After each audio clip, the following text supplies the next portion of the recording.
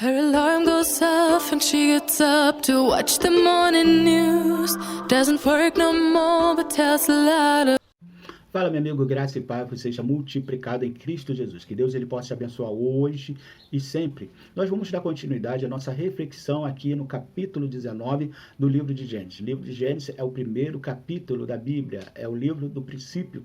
E nós vamos dar continuidade à nossa reflexão dos capítulos do livro de Gênesis. Hoje nós vamos para o capítulo 19. Quando nós chegamos no capítulo 19, nós vamos observar que dois anjos vão de encontro a Sodoma e Gomorra. Dois anjos vão de encontro a Sodoma e Gomorra, porque a sentença ou o juízo de Deus haveria de acontecer sobre aquela cidade.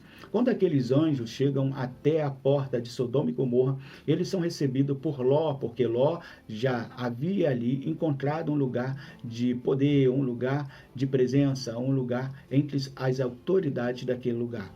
Ló, de qualquer forma, de uma forma como eu não sei explicar, ele conseguiu perceber que aqueles dois homens eram o anjo do Senhor. Ele correu, adorou, se prostrou diante daqueles anjos e insistiu para que aqueles dois anjos viessem a pernoitar na sua casa, viessem a dormir na sua casa. E com muita insistência, já que aqueles anjos não queriam ali estar, ou seja, na casa de Ló. E foram para a casa de Ló, ali fizeram sua refeição, e quando já estavam preparando-se para dormir, ouviram murmúrios, e quando foram ver, eram homens da cidade que estavam em torno da casa de Ló, pedindo para que Ló entregasse a eles aqueles dois anjos, para que eles tivessem relação, aqueles dois homens, para que eles tivessem relação. Ou seja, isso aí é para demonstrar a situação pecaminosa e abominável que estavam vivenciando os moradores daquela cidade.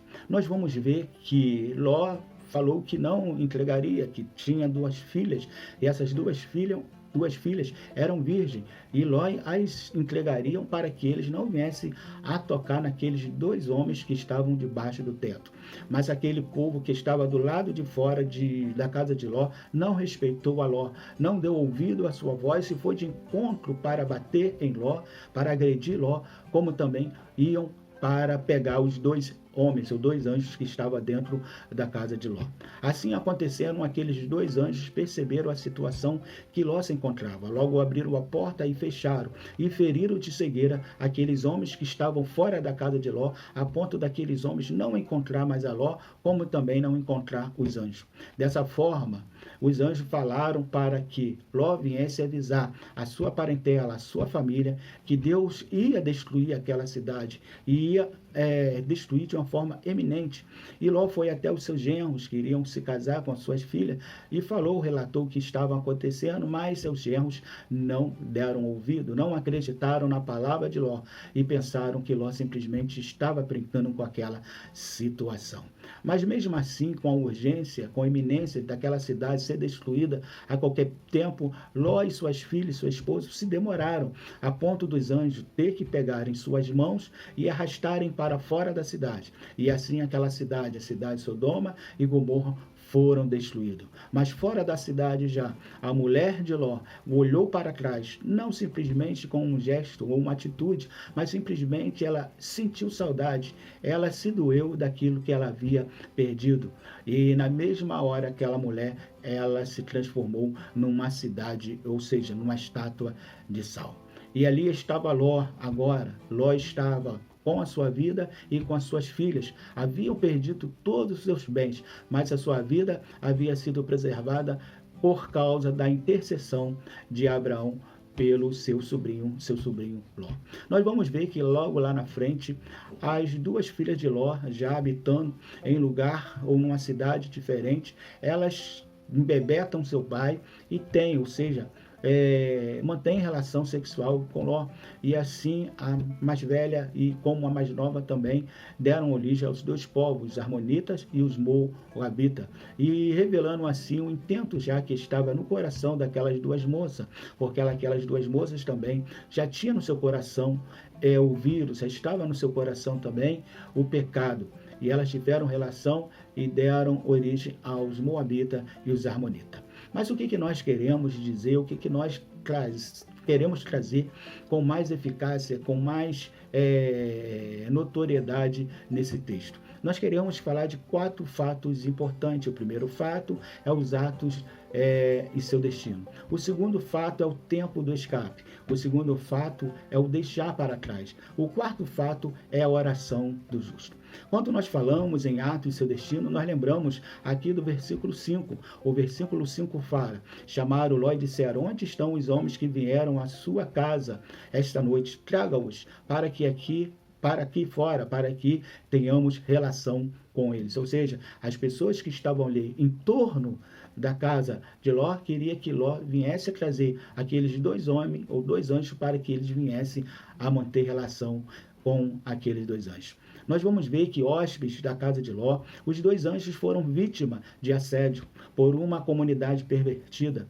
Tal relato do texto mostra a índole de um povo completamente perdido em trevas no pecado, antevendo assim a sua destruição. Ou seja, aquele ato, aquela manifestação, aquelas atitudes de querer ter relação com aqueles 2 homens ou com aqueles 2 anjos, só mostrou que realmente eles precisavam ser ajuizados, ser sentenciados com a destruição de Deus, porque eles já estavam perdidos nas trevas do pecado. Os atos de um indivíduo revelam e desnuda o seu coração. Seu desejo e desígnio materializa o seu eu. Dessa forma, seu destino vai sendo traçado, não pelo Deus irado e perigoso, mas pelo próprio gestor.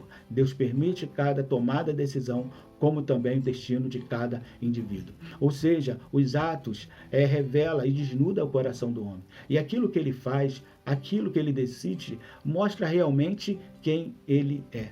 E quando isso acontece, nós sabemos que essa pessoa está traçando o seu caminho. Não é culpa de Deus. Algumas pessoas gostam de culpar a Deus, mas nós vamos ver que cada caminho ele tem um destino. Alguém já falou, a grande defesa do incompetente é no final se fazer de vítima da situação. A humanidade se põe como vítima, mas bem sabemos que ela não é vítima, porque toda decisão tomada, todos os atos que por ela é feito, trazem uma consequência e isso predomina realmente qual será o seu destino. Quando nós falamos de tempo de escape, nós vamos para o versículo 14. No versículo 14 está escrito assim: então Ló foi falar com seu genro, os quais iam se casar com as suas filhas. Ele disse: saiam imediatamente desse lugar, porque o Senhor está para destruir a cidade. Mas eles pensaram que ele estava brincando, ou seja, não levaram a sério a palavra de Ló. Pensaram que Ló estava brincando. O lugar de morte é como uma arapuca, ou seja, ele se faz atraente, ele se faz prazeroso e ele se faz contagiante. Nesse lugar, os ouvidos têm dificuldade para ouvir, ou seja, os genros de Ló, eles ouviram, mas eles tiveram dificuldade para entender e levar a sério aquelas palavras. Nós vamos ver que os olhos têm objeção para ver. E a desinteligência encontra guarida. Às vezes se vê, mas não consegue se perceber. Porque o homem perdeu a inteligência e o homem agora se tornou um tolo diante do pecado. Nós vamos ver que o coração já perdeu a noção. O homem, quando perde a noção, é quando ele esquece, ele ignora os preceitos e os princípios de Deus. Quando ele perde o princípio, quando ele esquece, ignora os princípios e preceitos de Deus, ele perde a noção da realidade. No livro de Provérbios, capítulo 8, verso 36, diz assim: mas aquele que de mim se afasta, a si mesmo se agride. Ou seja, quando nós, o homem, a humanidade, a sociedade, ele se afasta de Deus, ele está se auto-agredindo. Todos que me odeiam amam a morte. Todos aqueles que odeiam a Deus é porque amam a morte. O grito pede urgência, ou seja, era iminente, a qualquer hora, a qualquer momento, a destruição aconteceria naquele lugar. Há um anúncio de uma sentença, ou seja, Deus já sentenciou. A Bíblia diz que a lei do Senhor, ela está aí. Quando o homem transgride, quando o homem ele erra o alvo, ele está procurando o seu próprio destino. O mensageiro não tem crédito. Quem tem o crédito, falou assim Isaías, a nossa pregação. Quem tem o crédito, as palavras dada ou falada ou dita pelo próprio Senhor Jesus Cristo. No entanto, a mensagem autêntica e verdadeiro o tempo de escape. E o tempo passa rápido. Então, tempo de escape, ele tem iminência. Tempo de escape, ele tem urgência. Pode acontecer a qualquer hora e a qualquer minuto. Não podemos de forma nenhuma dormitarmos, não podemos de forma nenhuma cochilarmos. Nós temos que atentar para a palavra do Senhor, porque ele virá e destruirá todo aquele que se encontra no caminho da impiedade. O terceiro fato aqui que nós encontramos no contexto é o fato de deixar para trás. Quando nós falamos do fato de deixar para trás, nós vamos no capítulo 19, no verso 26, que diz assim: mas a mulher de Ló olhou para trás e se transformou numa coluna de sal. A mulher de Ló, ela olhou para trás e transformou-se em uma coluna de sal. A lembrança de um lugar ou de uma ocasião pode trazer muita alegria. Ao passar, só restará saudade. Porém, o apego em demasia a um passado pode promover dor e frustração. Na verdade, cada tempo tem que servir ao seu tempo. Ou seja, tudo em demasia que nós trazemos para a nossa vida, principalmente aquilo que está no passado, ele pode ser muito danoso à nossa vida. Nós temos que entender que cada tempo tem que servir o seu tempo. O que está no passado, com sua importância, ficará no passado. Nós temos que viver o presente e construir o futuro. A mudança é a lei da vida. Aqueles que apenas olham para o passado ou para o presente irão com certeza perder o futuro. Palavras de Sean Kennedy. Ao deixar para trás algo ou alguém, estabeleça uma importância para o passado.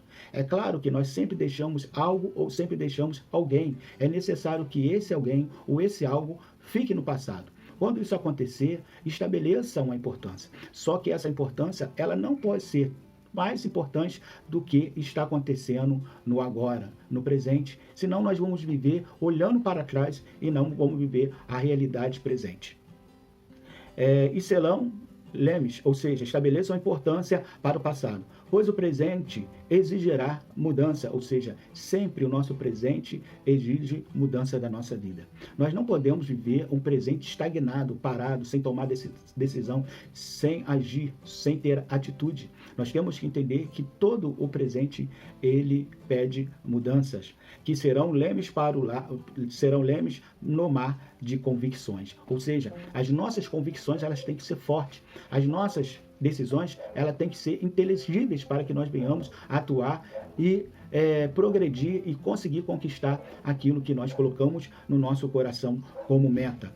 E serão açoitados pela tempestade dos desafios, ou seja, todo desafio vai surgir na nossa vida, mas nós não podemos perder o foco até a chegada no porto da maturidade e na cidade do momento certo. Ou seja, quando nós nos encontramos maduro, é quando nós sabemos definir o que é passado, o que é presente e o que é futuro. Isso nós chamamos de maturidade. E quando nós somos maturos, nós temos que entender ou sabemos o tempo certo de agir ou não agir. Nós podemos falar também da oração do justo. O quarto e último fato é a oração do justo. Quando nós falamos em oração do justo, nós vamos para o versículo 29. E o versículo 29 diz assim: quando Deus arrasou as cidades da planície, lembrou-se de Abraão e tirou Ló do meio da catástrofe e destruiu as cidades onde Ló vivia. Ou seja, Ló, ele foi excluído daquela destruição, ele foi tirado daquela destruição, ele foi liberto, ele foi livre, né? Ele foi, a salvação chegou e ele não foi destruído juntamente com aquela cidade, por causa que Deus lembrou de Abraão. Deus se lembrou de Abraão e Ló recebeu o livramento da grande destruição da cidade de Sodoma. Nossa relação com Deus pode muito influenciar a vida dos outros, ou seja, aquilo que nós estabelecemos com Deus, o pacto, a aliança que nós temos com Deus, isso também vai trazer bênção para aqueles que estão em torno de nós. As pessoas que estão próximas de nós, elas são alcançadas também da bênção de Deus. A bênção que sobrevém sobre a minha vida, ela cai também na minha casa, ela cai também na minha família, ela cai também na minha parentela. Pode muito influenciar a vida dos outros. Ou seja, nós estamos sendo percebidos, nós estamos sendo vistos, a nossa relação, a nossa comunicação, a nossa comunhão com Deus, ela está sendo percebida e ela está sendo vista. Isso também faz uma diferença para as pessoas que estão em torno, que começam a observar e ver que realmente Deus é um Deus justo. É claro que isso não tira a responsabilidade pessoal de cada um, ou seja, cada um de nós, ou cada indivíduo, ele tem que assumir as suas responsabilidades. A sua responsabilidade responsabilidade moral, a sua responsabilidade espiritual, a sua responsabilidade social, elas têm que ter importância na vida de cada indivíduo. Ló perdeu todos os seus bens, no entanto, sua vida foi preservada juntamente com as suas filhas. Ou seja, ele perdeu todos os seus bens, mas a sua vida, que é aquilo de mais valor que o ser humano possui, foi preservada. A sua família foi preservada. A mulher não estava ali porque ela resolveu, o seu coração estava em Sodoma e Gomorra, mas as suas filhas ali estavam. 1 Timóteo capítulo 2, verso 1 diz assim: antes de tudo, recomendo que também façam súplica, orações, intercessões e ações de graça a todos os homens. A hostilidade espiritual da sociedade tem semeado o egoísmo, a predominância do eu, ou seja, o que tem predominado hoje em dia é o eu. Isola os indivíduos em uma rinha de disputa pessoal. As pessoas estão isoladas e elas estão transformando o ambiente, né? Elas estão transformando a sociedade em uma rinha de disputas pessoais. Títulos, poder e bens são combustível desse caos. Ou seja, títulos, bens e poder tem sido o alvo de muitas pessoas. As pessoas valorizam mais aqueles títulos, elas valorizam mais o poder e elas valorizam mais o bem do que o próprio ser humano. Porém, Deus ainda responde a oração do justo em favor do próximo. Então, nós falamos que o quarto fato é a oração do justo. Nós temos que estar sempre orando, intercedendo pelos que estão em torno de nós. Quando nós dobrarmos o nosso joelho ou não dobrarmos o nosso joelho, ou nós estivermos num momento de oração, nós temos que lembrar daqueles que estão em torno de nós. Nós temos que interceder por uma geração que está desprovida das leis e dos princípios de Deus. Uma geração que tem se corrompido e entregado a sua alma aos prazeres mundanos. Nós temos que orar. E a bênção de Deus chegará sobre a nossa vida. E a nossa vida também será bênção para aqueles que estão em torno de nós, porque nós somos os justos que oramos e intercedemos por aqueles que estão em torno de nós. Que Deus ele possa nos abençoar de uma forma extraordinária. Sabemos que quando nós estamos na presença de Deus, Ele faz o impossível se tornar possível. E sempre lembrando que é só vitória. Que Deus possa nos abençoar. Her alarm goes off and she gets up to watch the morning news. Doesn't work no more, but